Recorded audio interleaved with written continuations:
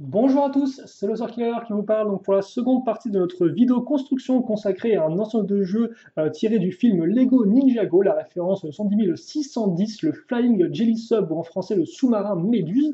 Et donc bah, écoutez, première partie, on a construit la partie super justement de notre Méduse, notre sous-marin Méduse, et nous avons aussi construit eh bien Jay ainsi que Méduse, parce qu'effectivement, le personnage des méchants a aussi ce petit nom-là. Donc bah, Méduse, il est sympathique, il tire un peu la tronche, mais sans là, c'est un méchant. Donc tous les méchants tirent la tronche, à part le Joker, bien sûr, qui rigole beaucoup, mais ça, c'est différent. Donc, Batman n'est pas là. Par contre, ce qui est là, c'est le second sachet, qui est ici. Et donc, nous allons ouvrir ensemble, et bah, tout simplement pour continuer la construction, parce que bon, pour l'instant, le modèle, il est bien sympathique, mais il n'est pas vraiment terminé. Alors après, c'est vrai qu'effectivement, il est bien sympathique, entre guillemets. Il n'est pas non plus extrêmement incroyable. Donc, honnêtement, là, pour l'instant, j'attends vraiment un peu de voir le modèle terminé, voir comment il va rendre, parce que là encore, c'est vrai que ces pièces de tentacules sont en fait des chaînes. Donc, si ces pièces de tentacules sont des chaînes, comment est-ce qu'il fait pour tenir debout? C'est la grande question. Donc, je suppose qu'on aura la réponse après coup. Mais après, c'est vrai que c'est un set, entre guillemets, dans lequel ce sera un peu du 50-50, parce que au cas où vous l'auriez zappé, il y a 3 sachets en tout dans ce set, et le troisième eh bien, ne contient aucune pièce pour le sous-marin. Il contient entièrement autre chose, et donc ça fait qu'on aura effectivement un peu plus de diversité en termes de contenu que juste un gros véhicule, comme c'était le cas avec le bombardier Raymanta. En attendant, nous, ce qui nous intéresse, ce n'est pas le bombardier, il est fait, il est terminé, il est au revoir, merci. Non, c'est la figurine donc. Car en effet, une figurine à nouveau dans ce sachet, et qui sera eh bien, le requin marteau. Alors là encore, c'est pas une figurine de requin marteau, c'est un personnage qui s'appelle requin marteau. Hein, donc ça, les personnages ont juste des noms de poissons, ils n'ont pas de nom particulier. C'est un peu dommage. J'aurais bien aimé, je sais pas, moi, qui s'appelle, je sais pas, par exemple, Fred, le requin marteau, quoi. Ça aurait pu être rigolo, mais non, c'est juste requin marteau. Par contre, requin marteau qui est un peu roux sur les bords, comme vous pouvez le voir, au niveau de sa petite barbichette. Par contre, pas de seconde expression faciale.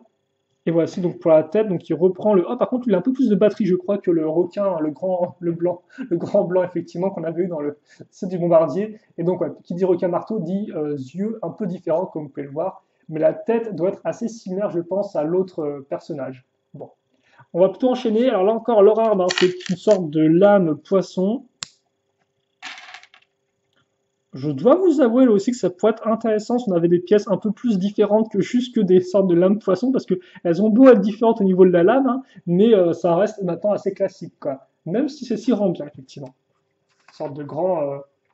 Je sais plus le nom de ces poissons, des poissons scie, c'est ça, non? Oui, des poissons scie, un peu comme ça. Non, c'est des requins scie, je ne me souviens plus. Bref, on va plutôt enchaîner et on va en fait directement eh bien, reprendre de là entre guillemets où on s'est arrêté parce que on va reprendre le véhicule tel quel, pas de sous-construction, non, non, non, ou plutôt une sous-construction au sens littéral du terme, car en effet, nous allons construire à même eh bien, le dessous du véhicule. Donc à ce niveau-là, je pose mes vieux doigts sur la vitre. Aïe aïe, je vais mettre mes vieilles empreintes digitales de partout, ça va être très très sale. Euh, ok, bah en fait, oui, oui, en fait, oubliez ce que je viens de dire parce qu'il y aura bien une sous-construction. Donc il est peut-être temps que je me taise. Donc, oh d'accord, ok, pourquoi pas.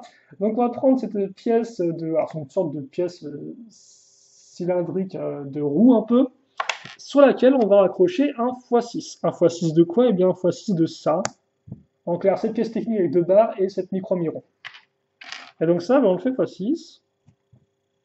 Alors par contre, les pièces qui à chaque fois partent en cacahuète, c'est pas très très cool.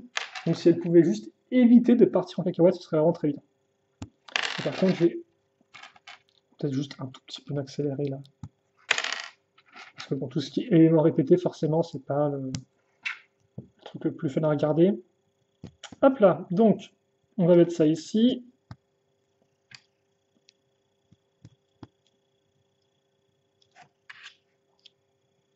Et c'est vrai qu'effectivement, hormis si je dis des bêtises, mais ça, ce sera notre dernier véhicule, enfin notre.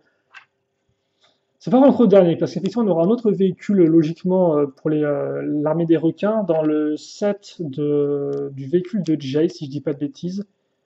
Il me semble pas qu'il y en ait un dans le véhicule de Kai ou de Zen, je peux me tromper après. Mais après, effectivement, l'autre gros véhicule pour l'armée des requins, ce sera le gros requin de Garmadon qui est censé sortir en décembre. Donc on a encore un peu le temps avant de le voir venir, forcément au moment où je fais la vidéo. Ah bah tiens, on va faire un autre x6 là.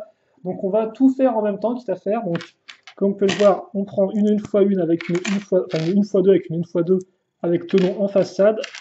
Allez, 4, 5 et 6. Voilà. Puis ensuite, pièce d'accroche. Donc là encore une x2 avec deux pièces d'accroche à clip, femelle. Allez, c'est bon, on a l'usine. Comme diraient les autres, on est des machines. Et on va caser une pièce, comme on peut remarquer, avec tenon en façade au-dessus.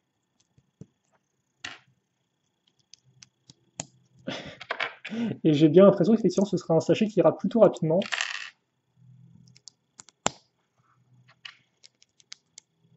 Parce qu'il n'y a pas vraiment beaucoup de contenu. Donc peut-être qu'on fera les deux sachets dans une seule partie, ça me semble être plutôt possible. Alors excusez-moi si vous n'avez pas grand-chose, après c'est la même construction qu'on a déjà vu auparavant, donc c'est pas non plus... il n'y a rien de spécialement nouveau là-dedans. Est-ce que tout est fait? Tout est presque fait, parce que je me dis aussi il reste une pièce une fois deux. Il ne faudrait pas qu'on la loupe là encore. On serait bien embêté après. Il me manque juste une fois deux, voilà. Alors après, est-ce que toutes les pièces qui sont là vont servir à faire le x6? Je ne sais pas. En attendant, on va retrouver une pièce comme ça, mais qu'on va mettre ici. Et justement, nos tenons en façade vont nous permettre maintenant d'accrocher bien ces éléments. Et par contre, vous montrez qu'effectivement, le rouge, jaune et le jaune et noir, voilà, je vais arriver avec les couleurs. On va y arriver, hein. Je vais reprendre mon cahier d'exercice pendant l'été, là, et puis on va se remettre aux couleurs rapidement, je pense, mon Phaser Killer. Donc ouais, le jaune et le noir, voilà. Effectivement, les couleurs qu'on a pu voir sur le sticker, enfin sur les stickers, donc qui sont repris sous forme de briques ici, et donc forcément ça ferait une petite continuité en termes de design. Et le dernier, si je vais y arriver, comme ça. Voilà. Et puis après, on met ça de côté, et ouais, j'ai bien l'impression que, hormis pour un élément, là vous avez vu toutes les pièces du set.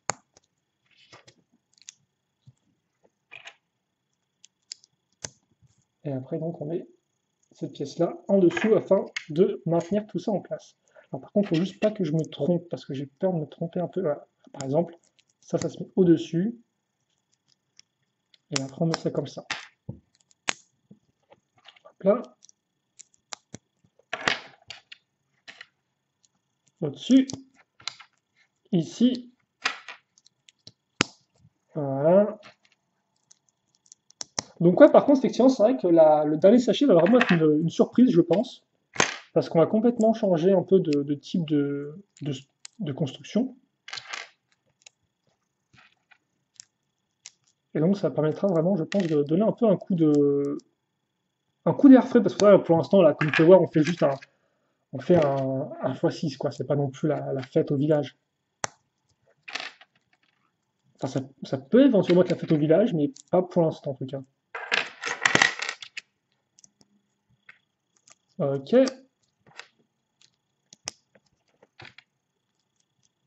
Et maintenant, comme ceci. On met ça là, et on fait ça x6. Donc 2, 3, 4, 5, et enfin 6. Et bien, dis donc. Puis, on prend nos pièces d'accroche femelles, nos pièces d'accroche mâles à ce niveau-là. Et on clip tout ça. Alors, par contre, cette base me semble assez petite par rapport au reste du corps, je dois vous avouer.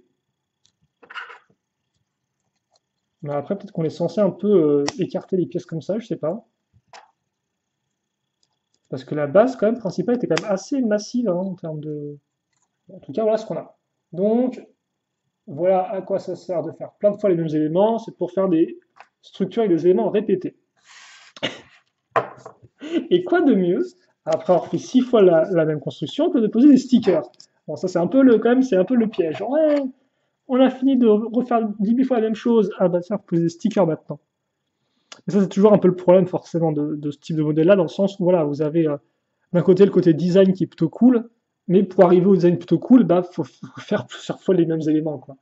Donc ça, c'est toujours un peu le souci. Donc il n'y a que 3 stickers à poser sur les 6, hein, donc vous allez faire à chaque fois laisser entre guillemets une pièce vide entre deux stickers.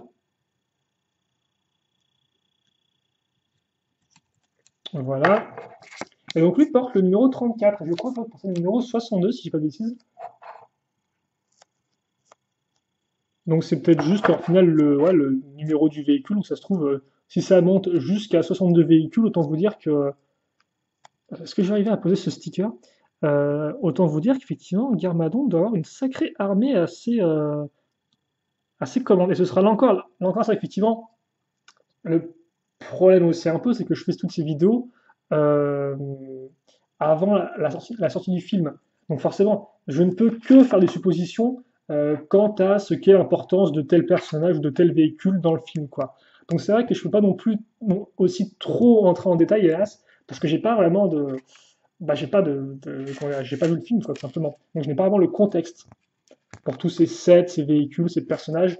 Donc c'est un peu dommage, et aussi ça enlève tout un bout de discussion qu'on pourrait avoir, je suppose.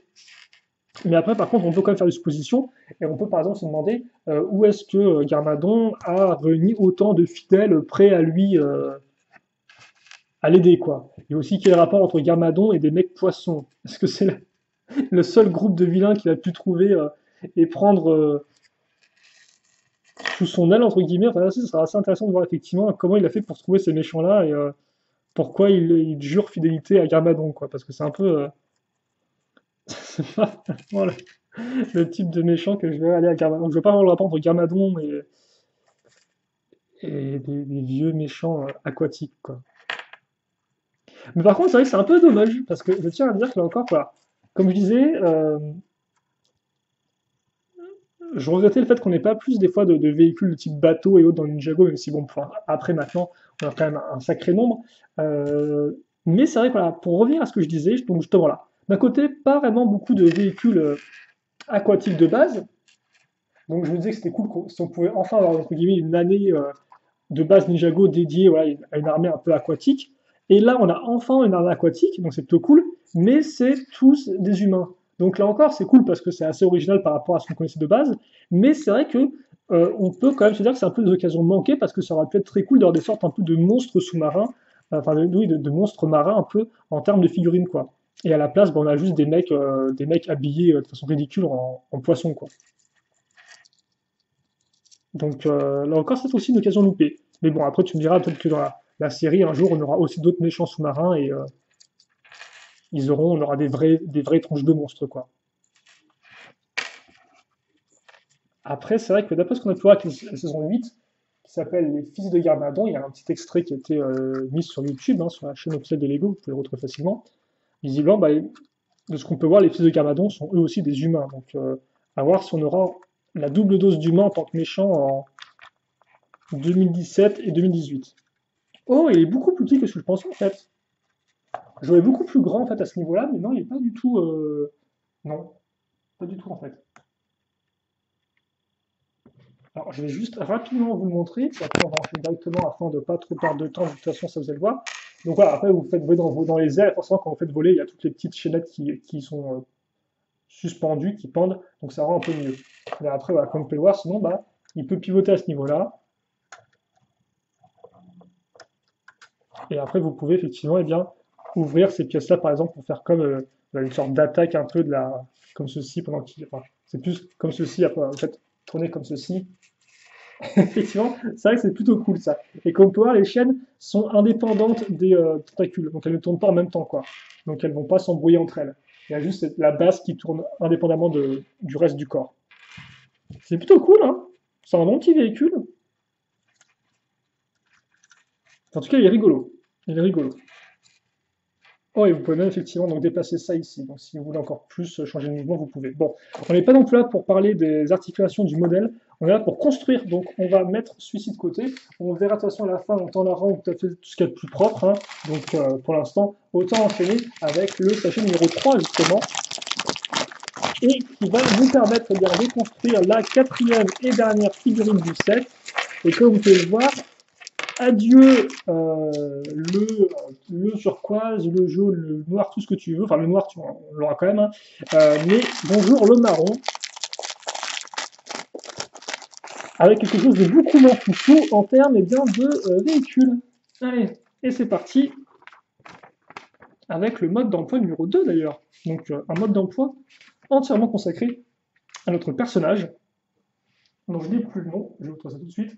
C'est Takuma. Donc, Takuma qui ressemble à quoi? Eh bien, à ceci. Alors là encore, c'est vrai que j'ai pas non plus en tête tous les imprimés des citoyens pour l'instant Ninjago. Donc, je ne pourrais pas vous dire effectivement si son imprimé est différent des autres ou pas. Voilà, comme ceci, avant, arrière. Et puis après, donc ça... Bon, par contre, on reconnaît bien là le citoyen de Ninjago City, vu qu'il crie. Hein. Ça, on commence un peu à connaître. Et donc, lui, il vient avec un chignon, comme vous pouvez le voir. Plus une coupe qu'on trouve souvent sur les films, et bon, ça passe aussi chez les hommes, il y a plein d'hommes qui sont des chignons maintenant, donc pourquoi pas, j'ai envie de dire. Et il vient avec sa petite pagaie. Eh bien, commence à pagayer grand parce que je crois effectivement que les méchants sont dans la ville. Voilà. Ok. Et maintenant, donc, on va faire, eh bien, justement, sa petite pagode, on va trouver son petit bateau. Et je pense que lui va être assez intéressant. Alors, est-ce qu'il sera plus intéressant que le véhicule Méduse, je ne sais pas, mais bon, écoutez, commençons, nous allons bien voir ça ensemble. Et donc déjà, là, on revient au classique, parce qu'on va faire pour toute la base, toute la partie un peu barque du bateau, la partie coque du bateau, avec ces bonnes vieilles pièces de carlingue, donc qui remontent sur l'extérieur et qui sont creuses à l'intérieur. Et donc, c'est effectivement comme ça qu'on faisait des bateaux un peu à l'époque dans les vieux sets Lego. Maintenant, on a beaucoup de pièces spécifiques, même si là encore, à l'époque, on avait aussi des pièces de coque spécifiques pour faire les coques de bateau. Hein. Mais c'est vrai que ces pièces-là, je m'en souviens bien, on les trouve encore aujourd'hui. Et c'est vrai que tout ce qui était un peu bateau ou avion, pour faire les carlingues d'avion, eh bien, ça y allait à fond. Idem pour tout ce qui était aussi un peu vaisseaux spatiaux. Des pièces comme ça pouvaient être utilisées dans ce sens-là. Donc c'est cool de les retrouver, toujours là, des années après, toujours aussi efficace et plutôt propre. Et donc ça veut aussi et surtout dire qu'on va vraiment avoir une construction pièce par pièce, pas de grosses pièces toutes faites de coques de bateau. Et ça, c'est plutôt cool. J'ai pas spécialement quelque chose contre les grosses pièces en soi, si vous voulez, ou contre les gros moules. Après tout, je me suis acheté beaucoup de Megablox Dragons, qui est un vieux thème Megablox qui avait beaucoup de gros moules tout faits, donc voilà. J'ai envie de dire que je suis un peu un habitué. Mais ça fait plaisir des fois de construire un véhicule vraiment pièce par pièce, quoi. Genre aucune facilité, juste de la pure pièce. Et honnêtement, là, dans ce que je peux voir au niveau de la sélection de pièces, justement, on va vraiment rester dans quelque chose de très sommaire, quoi. Pas de briques trop spécifiques. Bon, il y a quand même quelques pièces modernes, on verra ça après. Mais pour l'instant, comme vous pouvez le voir, hein, on reste dans de la 1x2 avec le tonneau au milieu. Bon, ça, c'est une pièce anti-diluvienne. Et donc, c'est cool, c'est cool. De la pièce simple, de la construction simple, pour obtenir un tout sûrement qui sera assez joli, je pense. Bon, là encore, ne nous avançons pas trop. On va faire monter un peu l'avant du bateau, voilà, et puis après, qu'est-ce qu'on aura? Bah tiens, on aura des pièces un peu plus modernes, justement, par exemple, avec ces pièces 2x2 et le tonneau au milieu. Donc là, vous avez le grand-père, vous avez le papa, en fait, si vous voulez, en termes d'histoire, de hiérarchie familiale des pièces Lego, c'est un peu le concept, quoi. Ou le petit-fils, alors, si vous préférez. On met ça ici, et on va caser, là encore, des pièces récentes, celle-ci, afin de rattacher le bas et le haut, et de rendre l'ensemble bien solide. Hein. Ça, c'est une pièce qui, pour solidifier les structures, est utilisée maintenant dans de très nombreux sets. Alors, c'est vrai que je dis set, hein, mais on peut dire aussi modèle, en fait. Hein. Set veut juste dire un ensemble. Donc, un ensemble de quelque chose. Donc, forcément, dans ce cas-ci, c'est un ensemble de jeux. Oh, et donc, à l'arrière, comme vous pouvez le voir, alors oui, effectivement, ces pièces-là, qui sont utiles, comme vous pouvez le voir, en fait, eh bien, pour, comment dirais-je, donner d'autres dimensions à la construction, car au lieu de rester sur les tenons tout simples, eh bien, si on met effectivement deux pièces comme ça côte à côte, on peut créer, comme vous pouvez le voir, eh bien, une nouvelle, une nouvelle grille de tenons, entre guillemets. Alors, par contre, ouais, je crois que j'ai la caméra qui est genre super proche. Alors là, on va commencer un peu à prendre de l'ampleur, donc il est peut-être préférable que voilà, qu'on recule un tout petit peu afin qu'on voie ça au mieux. Donc, on met ça ici et on va quand même rendre le tout un peu plus solide, je pense, en mettant une petite pièce à ce niveau-là. Pour l'instant, c'est plutôt propre. Ensuite, on va passer à un sous-assemblage avec une 3x3. Alors encore, la 3x3, c'est assez moderne comme brique, hein, parce qu'à l'époque, il n'y avait pas vraiment de pièces comme ça. J'arrêtais de faire mon espèce de vieux en disant à l'époque, tous les 30 secondes, mais juste pour dire que c'est une pièce qui est, je trouve, assez rigolote, parce qu'on aurait pu penser que Lego aurait fait de cela il y a un certain temps, mais non, ils l'ont fait vraiment très récemment. Après, je sais pas si elle est si utile que ça. Bon, bah, la vision, elle est utile, hein. Mais après, c'est vrai que de base, si vous voulez faire une 3x3, bah, vous ne pouviez que prendre soit 3 pièces 1x3, soit une pièce 1x3 et une pièce 2x3, tout simplement.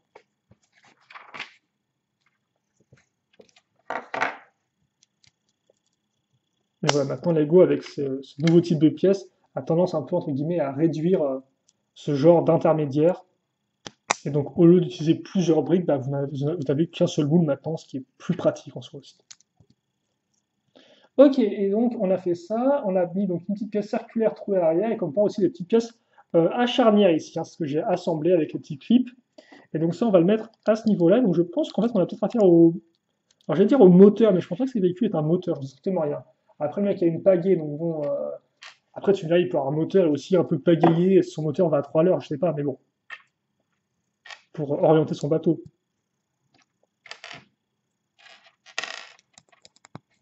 Donc encore une brique assez intéressante, une 2x1 avec un trou, enfin avec une accroche circulaire, donc on va mettre là-dedans. Et donc là encore, grâce à ce type d'accroche, en fait, comme vous pouvez voir maintenant, nos tenons ne sont plus alignés les uns par rapport aux autres. Donc là, au final, toute cette partie arrière, c'est vraiment une sorte un peu de cours, on va dire, dans le fait de ne pas aligner les tenons afin de pouvoir construire sur différents niveaux. Voilà. C'est un peu l'idée. On case ces petites pièces lisses et là avec la 1x4 et on va mettre ça sur les côtés du bateau. Bien évidemment, on va y avoir le droit x2. Alors, on va peut-être juste mettre d'abord la pièce ici. Oh, et comme quoi, d'ailleurs, j'ai pas marqué ça, mais la pièce là, vous avez donc le petit trou ici, et quand vous mettez la pièce à ce niveau-là, ça referme pile poil le trou qu'il y avait à ce niveau-là, entre la pièce de barrière un peu et l'autre pièce. Et forcément, ces couleurs bois comme ça, noir et tout, c'est très cool. Ça rappellera effectivement aussi le Destiny Bounty, plutôt le QG des ninjas, qu'on avait eu en 2015. Donc la version remaniée du Destiny Bounty, sortie une première fois en 2012, et qui avait aussi ces couleurs bois et noir très classios. Oh, et donc voilà, nos pièces charnières vont nous permettre, eh bien, justement, d'incliner notre petite pièce. Et comme pouvoir, en fait, la pièce charnière va se coincer contre la pièce noire, donc c'est pour ça qu'elle va s'incliner d'elle-même. Enfin, qu'elle va rester comme ça, et ce sera plutôt propre là encore, c'est vraiment très chouette. Et donc là encore, honnêtement, là-dedans, dans ce petit truc, vous avez plein de techniques différentes de construction. Donc ça peut être assez intéressant pour ceux qui aiment bien faire des créations. Alors forcément, des fois, des techniques ne sont pas spécialement utiles pour tout et n'importe quoi, il faut savoir quand les utiliser. Mais des fois, c'est bien de les avoir dans le fond de sa tête. Parce que quand on coince, après, on peut plus facilement trouver une solution à ces problèmes si on a plus d'idées de techniques en réserve. Voilà. Bon, après, même moi, je vous avoue que je ne suis pas non plus un gros... je ne fais pas beaucoup de créations en Lego avec des briques comme ça, donc du Lego système. Donc c'est vrai que c'est pas non plus le genre de technique que moi-même j'utilise de façon très très régulière, enfin de façon régulièrement, je devrais dire. Mais voilà. Et donc ça, on va le mettre ici, comme vous pouvez le voir. Donc là encore, la petite pièce avec tout le monde. Donc c'est ça qui, au final, c'est super rigolo parce que comme je disais, on est parti avec des pièces au final assez simples de base et au final on fait des techniques un peu plus avancées quoi. Il y a cette espèce de contraste au niveau de la construction et des pièces utilisées qui est assez rigolo, je trouve. On va peut-être mettre ça à ce niveau-là, je pense, un tout petit peu plus au-dessus, voilà. Et donc, vous avez ça qui va permettre de couvrir l'arrière. Oh, c'est quand même sacrément cool, non? Il est très très chouette ce petit bateau. Je savais qu'il allait être plutôt cool, mais je savais pas j'avais pas vraiment ces dimensions en tête. Après, c'est vrai qu'effectivement, ce modèle-là, il a apparu un peu à la fin, parce que là encore, souvent les modèles Lego, ils ont tendance à ce qu'on dit leaker en anglais, ce qui veut dire fuiter en fait. Donc, comme leak, c'est dire une fuite, donc de base une fuite d'eau, hein, le plus souvent, mais c'est pas une fuite n'importe quoi. Et donc, voilà, souvent, donc Lego met souvent à souvent des dates en fait, entre guillemets, officielles à laquelle ils diffusent les images de leur modèle, mais le plus souvent, effectivement, on a les images avant, de fait de différentes façons. Quoi. Et donc, ce modèle-là, comme c'est un modèle d'édition spéciale, il a mis un peu plus de temps à fuiter, justement. Et donc, c'est vrai que j'ai pas vraiment eu trop le temps de l'observer, quoi. Ou tout du moins, quand je l'ai vu, voilà, on voyait rapidement une barque, on voyait rapidement, effectivement, un véhicule Méduse. Je suis passé un peu à autre chose, quoi. Mais c'est vrai qu'on a quand même un chouette véhicule. Et on a trois petits sauts, donc à ce niveau-là. Donc c'est un bateau de transport de sous, je comprends pas trop. Après la construction n'est pas encore terminée, donc je ferais mieux de me taire.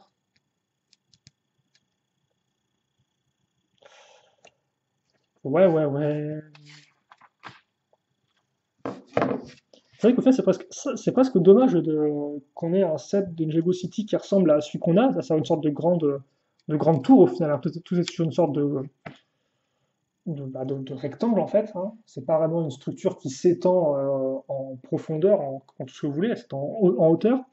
Parce qu'au final, c'est vrai qu'une structure qui se serait étendue en profondeur, enfin sur la largeur, sur la surface, quoi, eh bien, on aurait peut-être pu avoir là, des routes, un peu des parties avec de l'eau dedans, etc.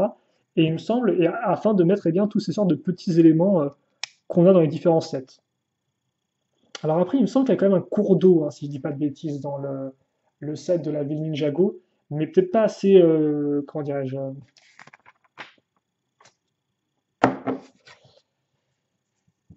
donc là encore, c'est de la barre et de l'accroche avec des petits bras comme ça. Mais pas assez, voilà, pas un cours d'eau assez large pour passer le véhicule dedans. Après, encore, n'hésitez pas à me le dire dans les commentaires, hein, si je me trompe ou pas. Je pense que vous me répondrez sûrement avant que je n'aille regarder à nouveau le set de la ville. Donc, vous pouvez me le dire. Et donc, ça va être notre toute dernière pièce. Pas celle-ci, mais celle-là, donc qui est sa sœur jumelle. On met ça ici. Je sais pas trop ce que c'est censé être en fait. J'ai des petits fanions, mais pas contre des fanions, non. Peut-être des petites cloches, ou alors juste de la décoration. Bref, on met ça ici. Et ça, on va le mettre. Alors, par contre, ce serait encore mieux si je mets ça dans le bon sens. Alors, regardez ça en fait un peu. Vous avez ici la barre et là, vous avez l'accroche à clip. Et donc, dans l'idée, on va mettre ça ici. Et après, on va raccrocher ça à ce niveau-là. Par contre, attendez, je crois qu'on peut juste un tout petit peu. Oh là là, par contre, mon gars, attention, attention, attention. Je t'aime bien, mais pars pas non plus trop en freestyle dans le fond, quoi. Comme ça, peut-être. Attendez, hop là, on va essayer juste de. Non, la barre, on peut mettre la barre plus haute, peut-être. De toute façon, c'est pas en fait entièrement droit, mais c'est peut-être juste moi qui ai des problèmes de côté un peu maniaque. Et je pense qu'honnêtement, on va laisser ça comme ça fera amplement l'affaire. Voilà. Et donc là encore, un véhicule qui peut être relativement cool pour tous ceux qui veulent juste des véhicules un peu orientaux traditionnels. Ok. Et après, donc le personnage, vous pouvez le mettre debout en fait dedans. Voilà, comme ceci. Bien sûr qui pagaie en criant Ah. On peut supposer que derrière lui, il y a la méduse quand même. Voilà. On peut quand même justifier ses cris. Mais c'est vrai que c'est un peu dommage qu'ils aient tous des vieilles trouches avec des cris, quoi. Je sais que ça aurait coûté plus cher, mais j'aurais peut-être bien aimé qu'on ait un côté avec le cri et de l'autre un côté sans cri, quoi, en fait. Genre un côté normal, souriant, quoi. Parce que là, tous les paysans qu'on construit sont toujours en train d'hurler, quoi, constamment. Donc forcément, si vous voulez les replacer dans une ville où il n'y a pas de menace ni rien, bah, c'est un peu mort, quoi. Donc avant qu'ils crient tout le temps pour se parler, peut-être qu'à Lego City sont tous sourds, je ne sais pas. Enfin, tous un peu durs d'oreille. Et donc, il faut les, ils crient tous pour se communiquer entre eux. C'est peut-être possible, je ne sais pas, hein, je n'ai pas vu le film là encore, mais moi je ne pense pas. Ok, donc, qu'allons-nous avoir? Alors déjà, j'ai préparé la caméra pour qu'on ne soit pas entièrement flou quand j'ai posé le modèle. Donc, nous avons eu ce modèle-là. Voilà. Alors c'est vrai qu'effectivement, à l'arrière de la boîte, vous avez une illustration avec le Jay qui se sert des chaînes pour enrouler les chaînes autour des jambes, entre guillemets, du véhicule Méduse, afin de l'immobiliser. Et donc ça peut, en effet, être intéressant pour une petite scène de jeu. On va peut-être le mettre ici et là. Alors par contre, est-ce que c'est vrai qu'on a deux généraux? Parce que c'est vrai que autant tête de Méduse est plutôt cool, autant c'est vrai qu'il a pas vraiment une apparence vraiment de généraux, quoi. Enfin, de général. Enfin, de grand commandant, si vous voulez. Mais ça se trouve, je pense qu'on a eu bien deux généraux. Voilà. Oh, magnifique, incroyable. Donc, bah écoutez, notre petite construction va se terminer là-dessus, je pense. Comme ceci. On va peut-être juste un peu lever la lumière pour on va se faire plutôt ok comme ça. Écoutez, on va continuer. Donc, notre construction, justement, du 70 610, le Flying Jelly Sub, le sous-marin Méduse, 341 pièces, je vous le rappelle, et 29,99 €. Le troisième et dernier modèle, donc, a coûté ce prix-là. Et donc, il y a un modèle qui est plutôt bien équilibré en termes de contenu, vu qu'on a aussi bien, un côté qui appartient justement à nos personnages de l'armée des requins qu'un véhicule entier pour un des citoyens de Jago City. Et ma foi, un joli véhicule comme vous avez pu le voir. En tout cas, moi j'aime beaucoup. Donc vous n'hésitez pas maintenant aussi à me dire votre avis sur ce modèle-là. Est-ce que vous l'avez aimé, etc. Et aussi maintenant qu'on a fait notre dernière vidéo construction sur ce véhicule à 30 €, eh bien vous pouvez me dire lequel vous préférez parmi les trois à 30 € entre le pont de la jungle, le bombardier Raymanta ou justement ce sous-marin Méduse. En tout cas, je pense que les trois servent un rôle différent. Mais là encore, je pense qu'on aura peut-être le temps d'en reparler plus en détail dans une vraie vidéo comparant justement avec les trois qui se feront face. En attendant, moi je vous souhaite de passer une bonne journée, une bonne soirée, éventuellement une bonne ce que vous voulez, tout dépend de l'heure à laquelle vous regardez. Bien évidemment de bien vous porter. Là encore, si vous avez des questions dans les commentaires, n'hésitez pas à les poser, j'y répondrai avec grand plaisir, comme d'habitude. Comme d'habitude. Bref, voilà. Et pour le reste, eh bien, on se retrouve donc très prochainement pour le prochain modèle qui sera le 70 611, le Water Strider, l'hydrogrimpeur. Et donc, eh bien, un véhicule pour un autre ninja, ce sera notre première fois. Voilà, donc, c'est cool les premières fois, non? Bon, on se quitte là-dessus et on se donne rendez-vous très prochainement. Salut à tous et à toutes.